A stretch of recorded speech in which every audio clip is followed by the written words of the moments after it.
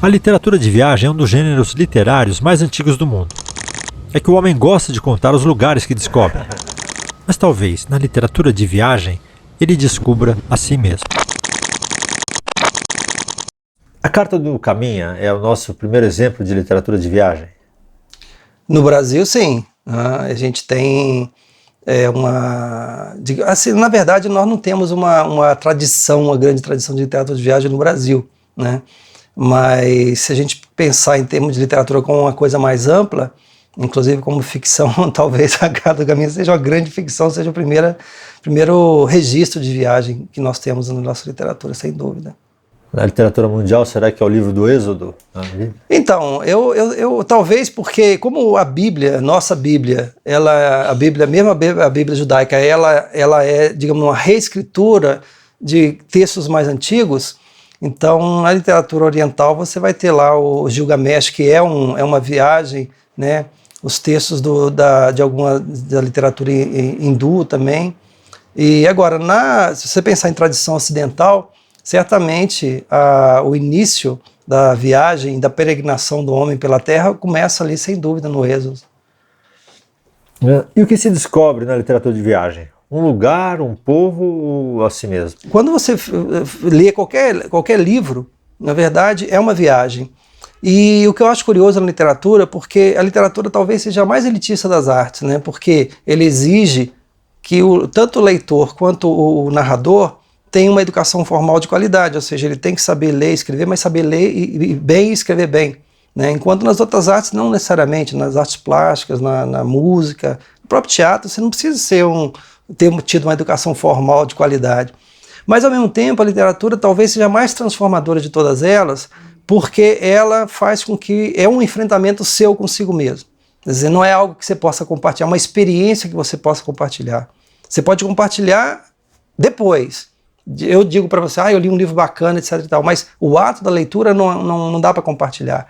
E nesse sentido, talvez seja mais transformador das artes. E aí eu acho que essa viagem se dá, né? É uma viagem sem sair do lugar, é uma viagem que realmente em que o leitor se transporta para um outro mundo que não é o mundo dele, e de alguma maneira essa experiência que ele vai adquirir quando ele sai do livro é uma experiência que nenhuma viagem real consegue te dar. No seu caso, por exemplo, você fez um livro sobre Lisboa. Esse livro fala mais de Cataguases ou mais sobre Lisboa? Quem viaja carrega em si uma experiência muito particular. Então, na verdade, você fica confrontando, né? E certamente quando eu estava lá, eu estava confrontando Lisboa com Cataguases. Quer dizer, as diferenças e as similitudes entre elas, sem dúvida alguma. Qual que é a função da literatura de viagem hoje, já que não tem mais lugar para ser descoberto? Eu acho que tem sim lugar para ser descoberto, porque cada viagem que você faz, por exemplo, aquela coisa assim, eu conheço um restaurante não sei aonde, que, sabe? No fundo é isso, você tem sim por exemplo, em São Paulo, se alguém vem em São Paulo, ele vem já com algumas ideias pré-concebidas, né? E ele não iria, se não fosse uma pessoa daqui, em lugares assim que são realmente fantásticos, mas que não fazem parte do imaginário comum, né? Então, assim, se não existe, digamos assim, um lugar específico para ser descoberto, mas existem lugares específicos para serem descobertos em qualquer lugar do mundo. Em Paris existe, em Londres existe, ou seja, é simplesmente a maneira como você apresenta esses lugares para outra pessoa. E por isso que a literatura de viagem ela faz sentido ainda hoje. Porque, no fundo, o que importa não é a coisa em si, mas é como você apresenta isso para o leitor ou para quem está ao seu lado. Tem livros de viagem onde o cara não sai do lugar. Por exemplo, o Viagem à Roda do Meu Quarto. Sim, né, do Xavier de Mestre. Por que esse livro merece o nome de viagem, né? Esse é uma grande paródia, uma grande paródia das viagens dos naturalistas que vieram para o Brasil, por exemplo. Porque, no fundo, o que Charles de Mestre queria era provar que a transformação pode se dar no simples fato de você colocar o seu espírito em viagem. Então, neste livro, que é exatamente uma viagem só em torno das coisas do quarto dele. Então ele está deitado, eu estou deitado, de onde eu estou eu vejo o dedão do meu pé esquerdo, e ele contra o espelho, ele dá uma dimensão tal, isso que ele está colocando ali, exatamente isso, não depende a sua transformação, a sua viagem, ela no fundo não depende de deslocamento físico, né? Ela depende única e exclusivamente da sua vontade de conhecer outros lugares. E os outros lugares pode ser o próprio lugar onde você está. E é curioso porque, no fundo, isso talvez seja psicanalítico, né? Que o que está em voga, o que está em discussão ali, é exatamente um autoconhecimento. E tem também um tipo de viagem que é uma viagem fictícia, né?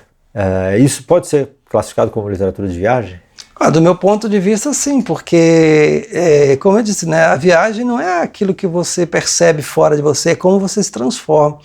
E o Gulliver é interessante porque, assim, as viagens que ele faz, elas são contraditórias entre si. Hora ele está com pessoas minúsculas, hora com pessoas muito grandes.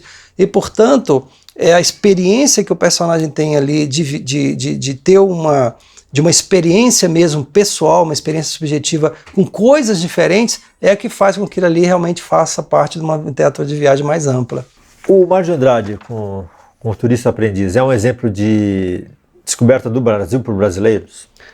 Os modernistas tiveram um papel muito importante nisso, que foi tentar mostrar o que era o Brasil para os próprios brasileiros. Eles tiveram, antes da Semana de Arte Moderna, eles fizeram uma viagem para cidades históricas, mais particularmente para Ouro Preto, que foi talvez o momento em que eles reapresentaram a importância do barroco brasileiro para os próprios estudiosos de barroco. E depois o Mário, sozinho, ele faz umas grandes viagens para o Nordeste e Norte do país, e tentando inclusive identificar os traços culturais que, digamos assim, que representaria o verdadeiro brasileiro, né, porque ele tinha essa preocupação de tentar formular uma cultura brasileira, formular um conceito de brasilidade, e ele faz pesquisas importantíssimas de folclore na música, na própria medicina, inclusive, até medicina ele tentou recuperar, e sem dúvida alguma a gente pode pensar em termos mais amplos e em termos de viagem, sem dúvida alguma. O Mário, nesse sentido, foi um grande viajante. Comer, Rezar, Amar é o grande sucesso dos últimos tempos de literatura de viagem? Pois é.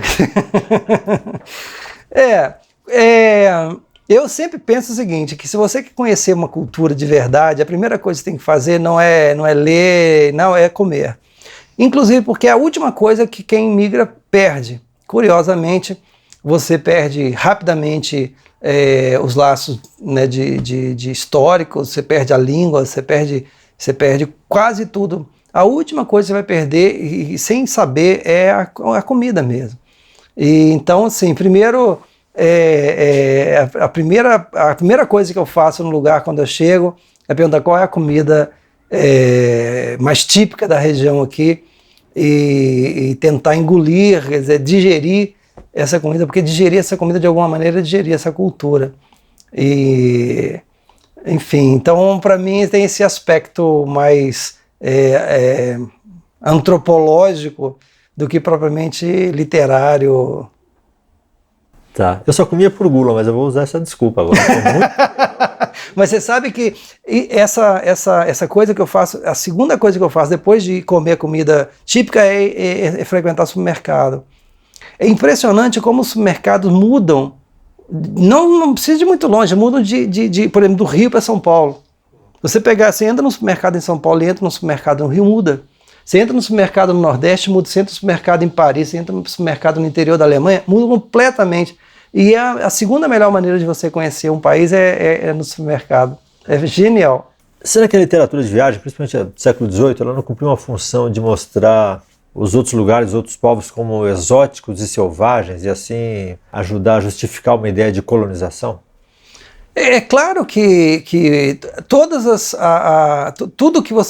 que é subjetivo, ele está eivado de preconceitos, é evidente, né? Porque quer dizer, a experiência do outro é sempre a partir da sua experiência. Você vê o outro a partir de você, né?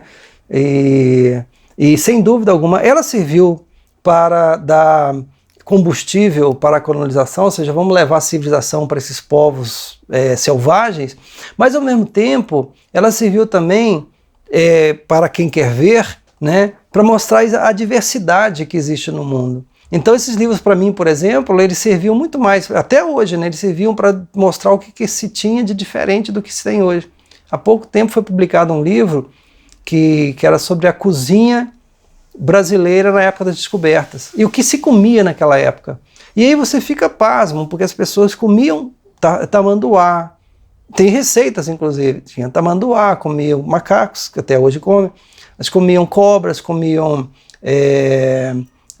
formiga, e era uma comida, aquilo ali não era assim, digamos assim, exótico na época, era comida que se comia na época, né?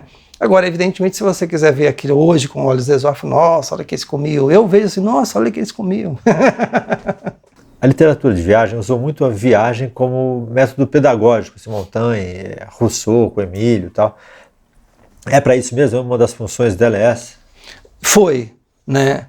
Porque hoje você entra no Google, você anda por todo lugar, quase que você anda pelas montanhas mais altas do mundo, anda pelos vales. Então, seria até ingênuo, né, a gente querer hoje dar uma forma de didatismo a algo que não é necessário mais.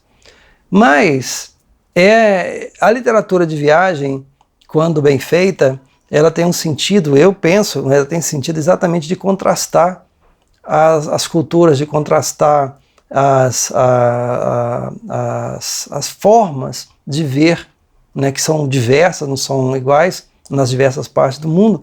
E aí sim, nesse sentido, ele tem esse caráter didático porque ele oferece para você a oportunidade de você refletir sobre aquilo que você está lendo, né? Agora, como eu disse, o leitor não lê o que está escrito, ele lê o que quer ler, né? Então depende do leitor, o leitor vai encontrar na literatura de viagem o gozo, o prazer de simplesmente se deslocar no tempo e no espaço.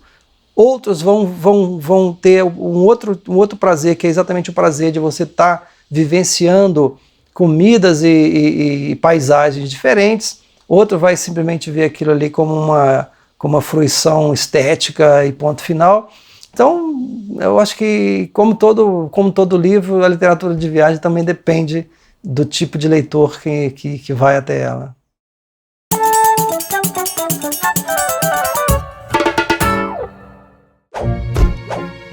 Jonathan Swift nasceu na Irlanda em 1667. Passou por muitas dificuldades financeiras até se tornar deão da Catedral de São Patrício.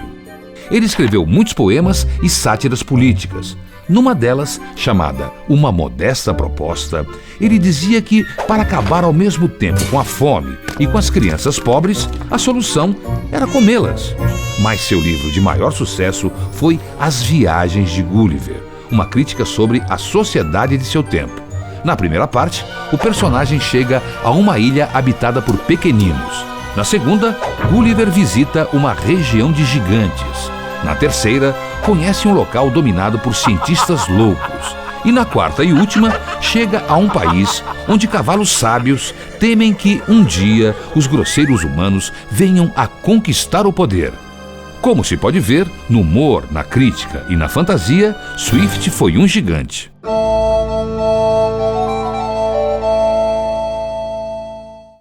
No Longe dos Gerais é uma espécie de homenagem aos livros do escritor viajante. É um livro do Nelson Cruz, um mineiro que é ilustrador e escritor e tem uma produção bem especial para crianças. O livro como objeto, ele é uma espécie de caderneta de viagens. E ele traz a história de um menino que espia, às vezes de perto, às vezes de longe, uma viagem, a viagem de uma comitiva, de uma boiada, a comitiva dos vaqueiros que o Guimarães acompanhou nos anos 50. E foi a partir dessa viagem, bastante registrada e bastante famosa, que depois ele escreveu Corpo de Baile e Grande Sertão Veredas. O Nelson Cruz, ele refez essa viagem. Ele queria contar essa história. No caminho, ele não sabia muito por onde contar, e ele disse que um grande achado foi descobrir que um menino acompanhou essa história, um menino de 9 anos, ele acompanhou essa comitiva, mas ele não acompanhou todo o tempo, então ele acabou não sendo registrado como parte desse grupo de vaqueiros. No livro, o Nelson Cruz, ele nos leva primeiro ao mapa dessa região do sertão rosiano, né, que o Guimarães percorreu e que ele refez também.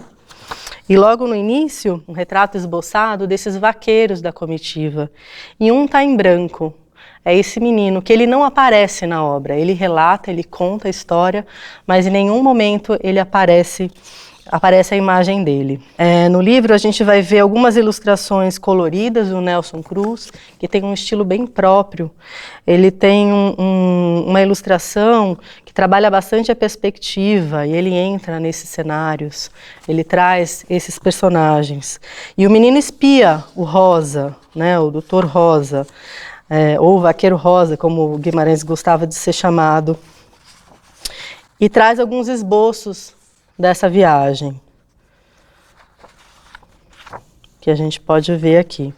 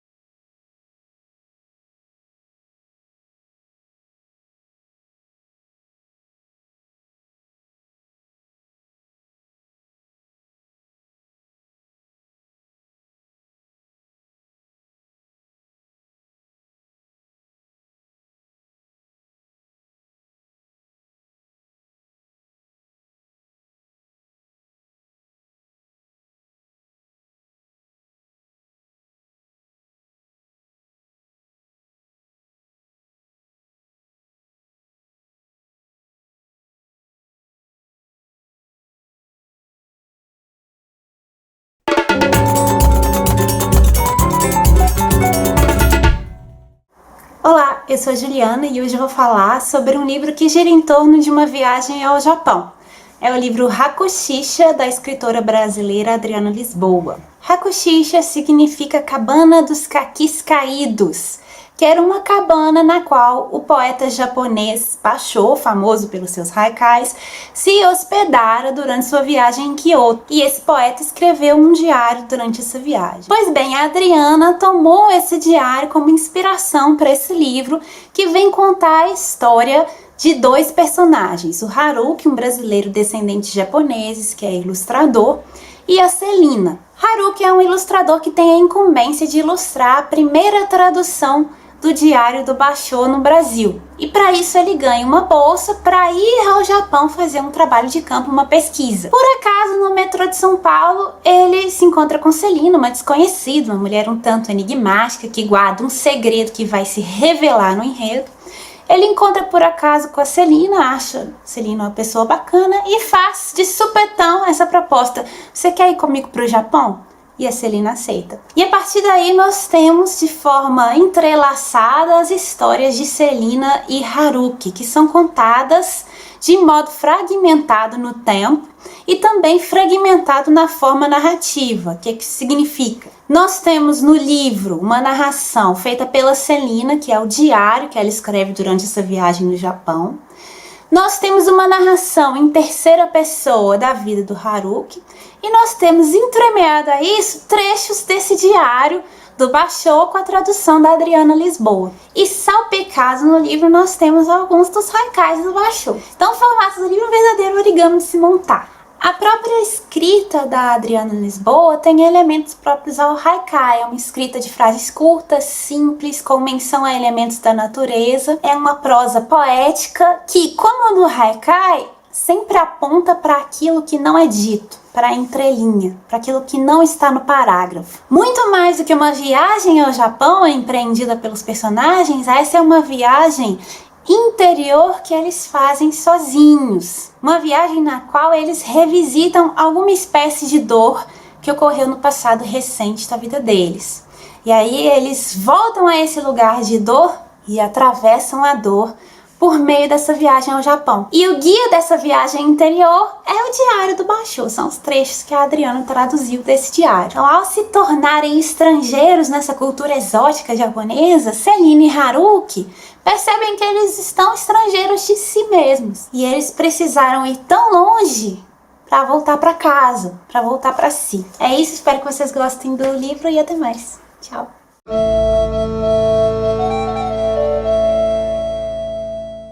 Eu só ligo quem me liga, tô aqui em Curitiba, tô aqui no Tubão, Tuboteca. Pegue o seu livro, leia, compartilhe com a leitura, tá em primeiro lugar. Aqui em Curitiba a gente tem as estações tubo, né, que são bem conhecidas aí pelo país, e em 10 dessas estações tubo, em lugares estratégicos, aí a gente colocou prateleiras de livros, onde a gente coloca livros para os usuários do transporte coletivo poderem emprestar esses livros. Para o passageiro que anda de busão, que vai pegar o busão, não custa nada chegar aqui e aprender um pouco com o livro. É uma iniciativa bem legal, né? O pessoal gosta, é uma opção que ele tem para...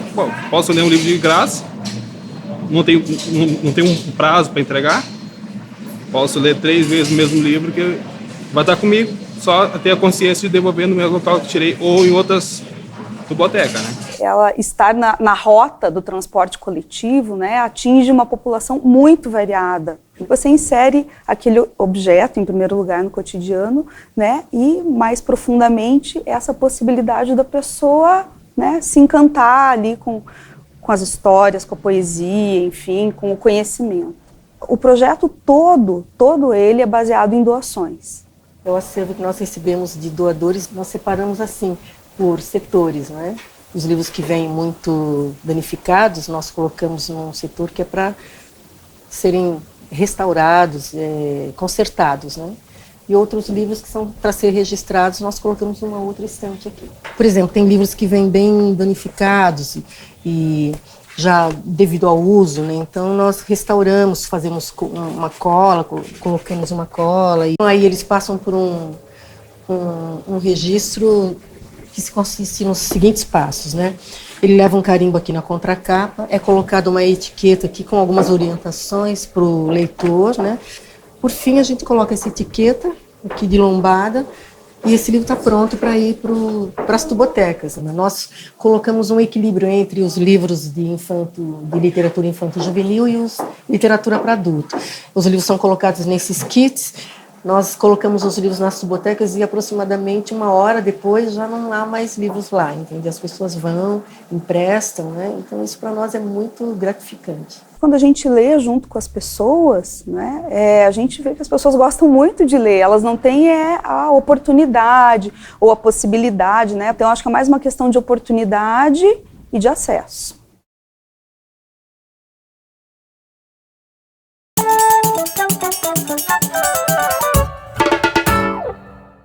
Herman Melville nasceu em Nova York em 1819. Ele era de uma família rica, mas seu pai faliu e ele teve que começar a trabalhar. Foi bancário, vendedor numa loja de peles, professor e acabou se tornando marinheiro, de onde tirou a matéria-prima para os seus primeiros romances, que lhe renderam sucesso imediato. Então, em 1851, ele publicou Moby Dick, que conta a história do capitão Ahab e sua busca obsessiva pela captura da baleia que havia arrancado sua perna. Trata-se de uma obra ao mesmo tempo realista e simbólica. Infelizmente, o livro naufragou em seu lançamento e Melville nunca mais se recuperou.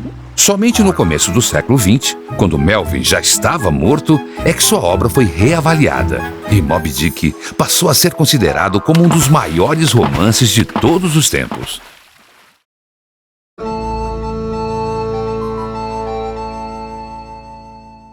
A minha dica para livro de literatura de viagem é um livro meio óbvio, mas que eu acho fantástico, que é As Mil e Uma Noites.